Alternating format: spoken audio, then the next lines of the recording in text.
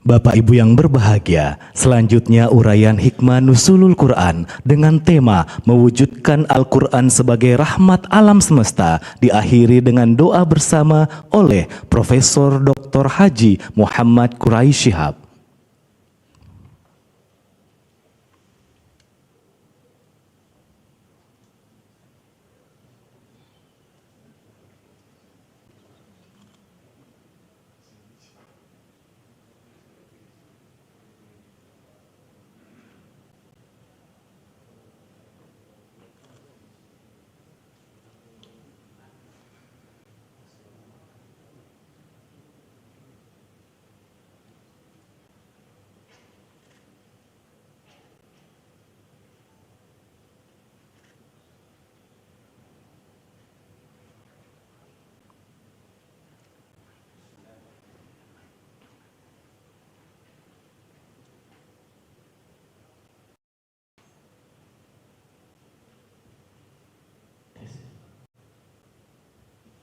Bismillahirrahmanirrahim. Bapak Presiden yang kami muliakan, Bapak Wakil Presiden, Bapak-bapak, Ibu-ibu, hadirin sekalian. Assalamualaikum warahmatullahi wabarakatuh. Malam ini kita berkumpul untuk saling mengingatkan tentang turunnya Al-Quran, atau lebih tepat dikatakan hadirnya Al-Quran di sana.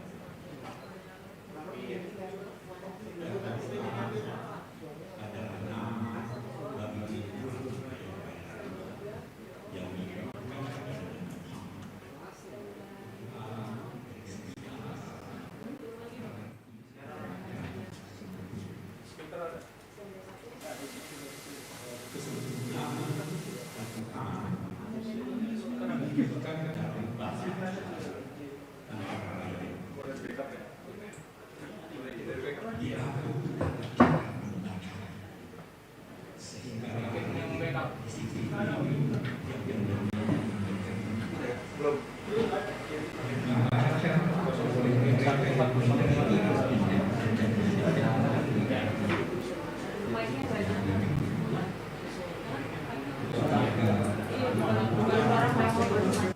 katanya sangat seimbang.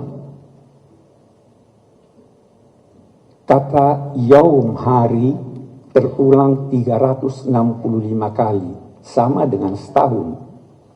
Bulan hanya terulang 12 kali. Hari-hari dalam bentuk jamak hanya terulang 30 kali. Padahal Al-Quran seringkali turun mendadak tanpa Nabi menantinya. Seimbang kata-katanya, panas sama jumlahnya dengan dingin, iman sama jumlahnya dengan kufur. Hari-hari dalam bentuk jamak hanya terulang 30 kali. Padahal Al-Quran seringkali turun mendadak tanpa Nabi menantinya. Seimbang kata-katanya, panas sama jumlahnya dengan dingin, iman sama jumlahnya dengan kufur, as-salihat kebajikan sama jumlahnya dengan keburukan. Dampak dari suatu kata seimbang pula. Banyak sekali bukti-bukti bahwa ini tidak mungkin ciptaan manusia. Apalagi Al-Quran menantang, dan tantangannya sampai saat ini. Siapa yang meragukan bahwa Al-Quran bersumber dari Tuhan, maka silahkan buat semacamnya. Walau hanya satu surah, yakni walau hanya 3 ayat Al-Quran. Keseimbangan kata-kata yang digunakan Al-Quran itu mengajarkan kita agar kita pun hidup seimbang. Memang Tuhan menciptakan alam raya ini seimbang. Matahari dan bulan berjalan dengan peredaran yang sangat jitu dan teliti. Menarik bahwa posisi bulan terhadap matahari berhadapan, oposisi. Tapi bulan menyerap dari matahari sinar, kemudian dia pantulkan sinar itu ke bumi. Bisakah kita meniru bulan? Sebanyak yang dia terima, sebanyak itu pula yang dia beri. Kita diciptakan Allah berkeadilan, seimbang jasmani kita, seimbang jasmani kita dan rohani kita, sama dengan keseimbangan perjalanan matahari dan bulan. Itu semua dimaksudkan untuk menunjukkan bahwa hidup hendaknya hidup yang seimbang. Seimbang jasmani dan rohani, seimbang dunia dan akhirat, dan seimbang segala sesuatu. Menarik bahwa Al-Quran dalam memilih kata-katanya sangat teliti. Ketelitian yang dapat melahirkan aneka makna. Saya ingin memberi contoh ketika Allah berbicara tentang kewajiban puasa. Dinyatakannya, "Faman syahida minkum syahra falyasumhu." Penggalan ayat ini mengandung paling tidak dua makna. Yang pertama, siapa di antara kamu yang hadir di tempat domisilinya dan dia melihat bulan, maka hendaklah dia berpuasa. Makna kedua, siapa yang di antara kamu yang menyaksikan bulan dengan pengetahuannya, maka hendaklah dia berpuasa. Yang satu difahami dalam arti melihat bulan dengan mata kepala, yang satu lagi melihat bulan dengan pengetahuan. Dua-duanya benar, walau berbeda. Allah ingin mengajarkan kita bahwa perbedaan itu adalah suatu keniscayaan, tetapi perbedaan tidak perlu menimbulkan pertentangan. Kalau kemarin kita berbeda dalam berpuasa, terbuka kemungkinan yang tidak kecil kita pun akan berbeda dalam berlebaran. Tapi perbedaan sama sekali tidak menimbulkan pertentangan. Perbedaan yang dikehendaki Al-Quran itu adalah sama dengan falsafat bangsa kita, Bhinneka Tunggal Ika. Bapak-bapak dan saudara-saudara sekalian, banyak sekali yang dapat kita kemukakan yang berkaitan dengan nuzulul Quran. Salah satu di antaranya yang saya ingin garis bawahi bahwa Al-Quran turun pada malam Lailatul Qadar. Lailatul Qadar dilukiskan dengan salamun hiya hatta matla'il fajr. Salam, damai, sampai fajar.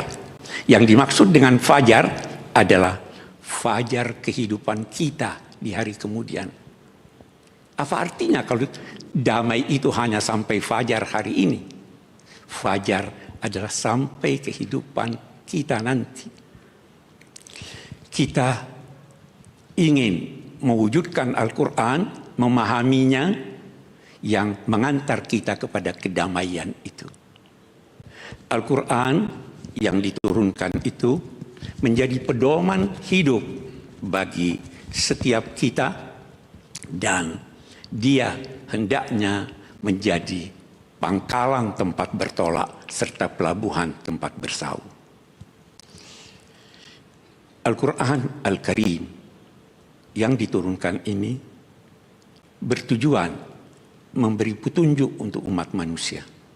Bisa saja Al-Quran itu kita fahami hari ini dengan pemahaman sesuai dengan perkembangan masa kita, difahami oleh masyarakat masa lalu sesuai dengan perkembangan mereka, dan bisa saja difahami oleh masyarakat akan datang dengan pemahaman dan sesuai dengan perkembangan mereka. Di situ salah satu keistimewaan Al-Quran.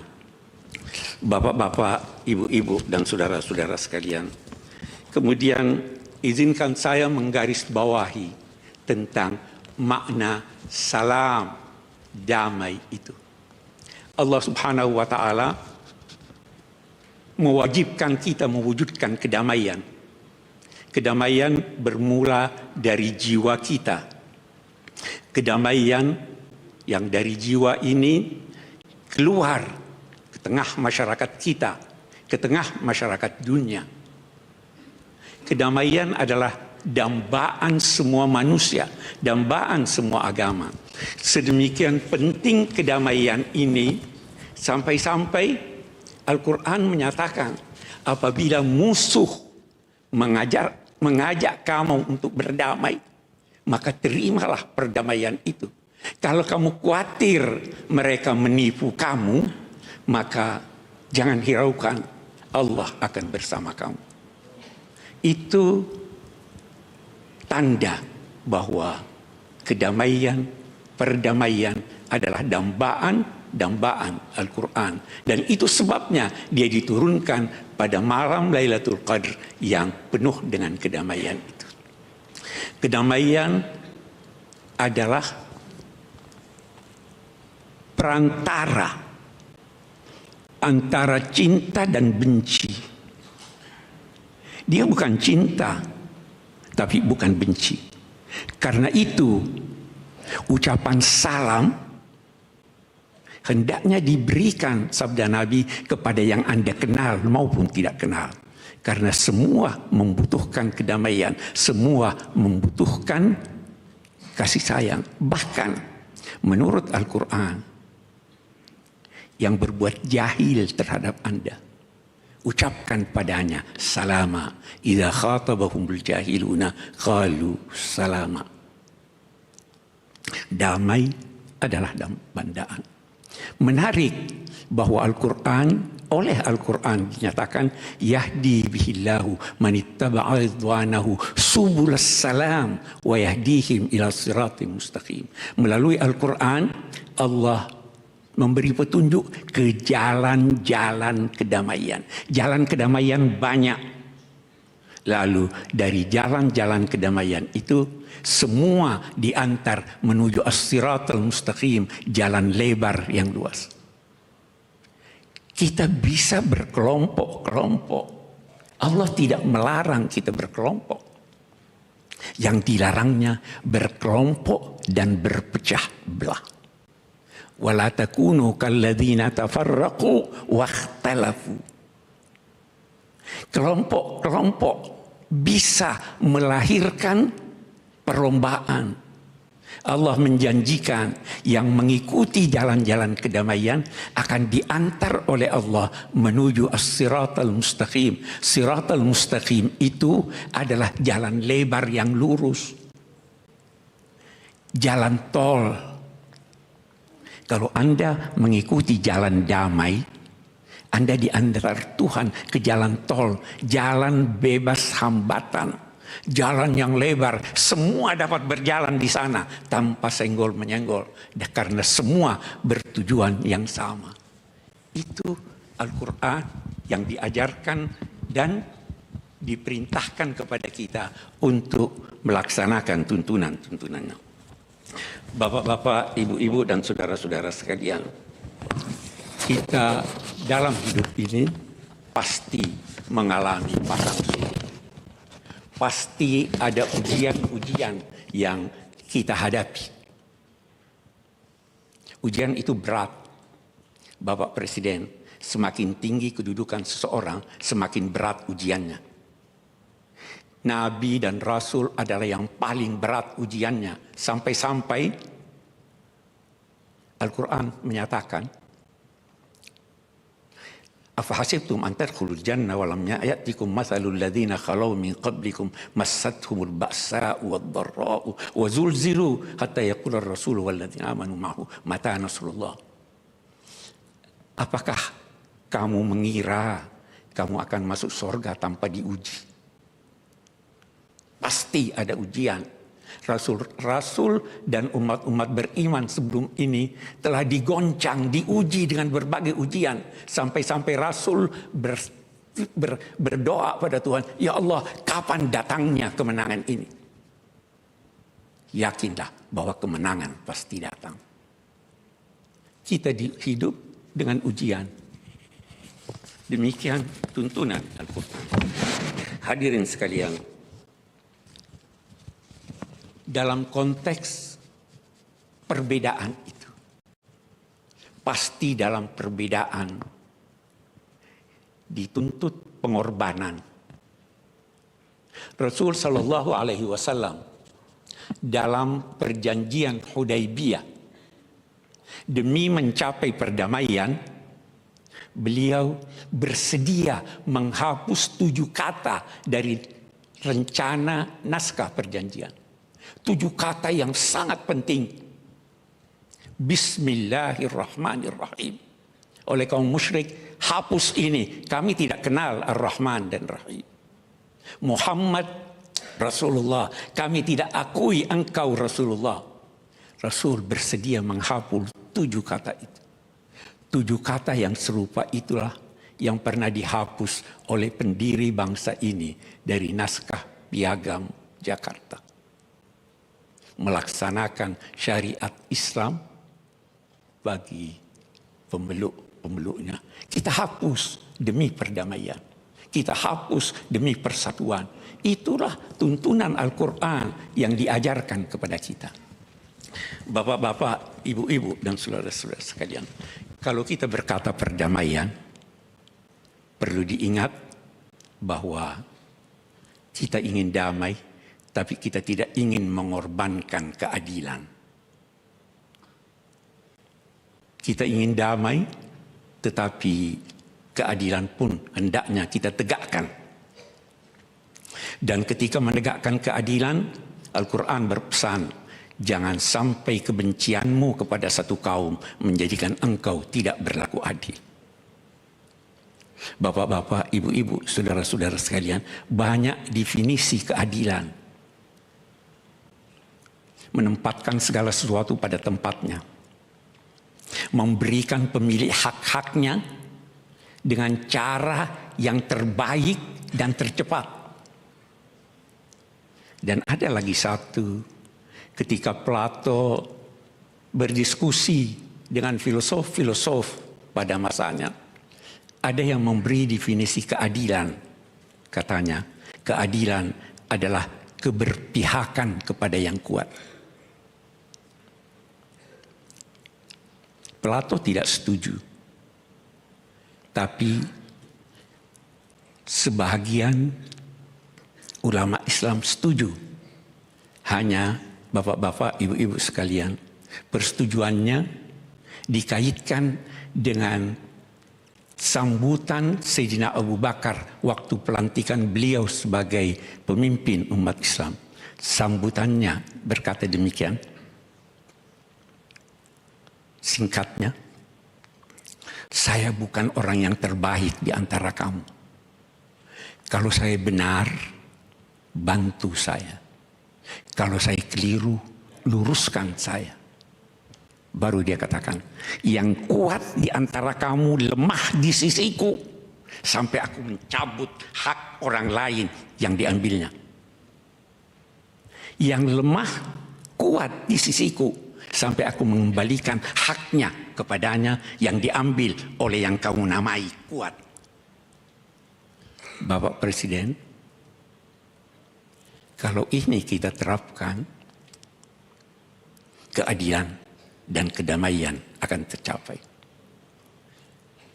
Niat Bapak untuk memberantas korupsi dapat dilakukan dengan adil melalui pemahaman Sayyidina Abu Bakar. Hadirin sekalian, saya tidak ingin berpanjang-panjang. Saya berterima kasih diberi kepercayaan untuk berbicara dan menyampaikan apa yang saya rasa perlu kita sadari bersama. Saya ingin berdoa Yang pertama, buat Bapak Presiden. Pak, saya punya guru, Pak. Namanya Syekh Mutawalli Sya'rawi. Beliau pernah berdoa pada Presiden Mesir. Doanya dimulai dengan kalimat, kekuasaan bersumber dari Tuhan. Tidak ada yang diberi kekuasaan kecuali atas kehendak Tuhan. Baik penguasa itu jujur mengikuti tuntunan Tuhan maupun penguasa itu durhaka. Semua kekuasaan bersumber dari Tuhan. Baru beliau berkata, dan ini yang saya ingin doakan buat Bapak. Katanya,